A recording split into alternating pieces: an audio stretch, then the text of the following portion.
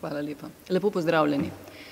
4. aprila 1953 je bila sobota. Cene Avguštin, takratni direktor muzeja v Kranju, je v škatlico previdno zložil dva lepo okrašena emajlirana uhana, dva srebrna uhana z vrezanim okrasom in srebrn prstan.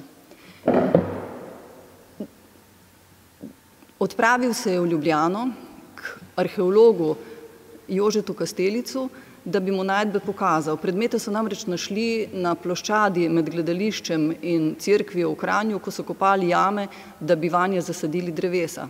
Kastelic si je predmete ogledal in seveda mu je bilo tako jasno, da gre za zgodne srednjeveške grobove, dobri, lepi predmeti, in zato si je šel takoj najdišče tudi pogledat.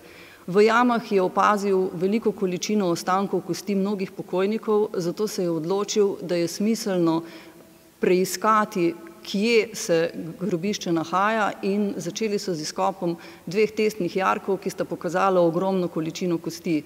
Jasno je bilo, da bo treba celoten trg izkopati, in tako so se začela obsežna izkopavanja pri župni cerkvi v Kranju, ki so trajala potem s presledki 60 let. V prvem delu torej prikazujemo ta začetni del izkopavanj, grobove, ki so jih izkopali leta 1953. Izkopavanje je vodil Jože Kastelic, ki se mu je kasneje pridružil tudi Vinko Šribar. Gre za 308 grobov in predmete so najprej pospravili v Narodnem muzeju, ko pa je Gorenjski muzej dobil svojega arheologa, pa so jih predali tja. Drugi del knjige pa prikazuje zadnji del, zadnjo izkopovalno kampanjo, grobove, ki so jih izkopali med letoma 2011 in 2013. Vodja izkopavanja je bil tokrat Rafko Urankar iz arheološkega podjetja PJP. Izkopali so 561 grobov in prek 700 predmetov.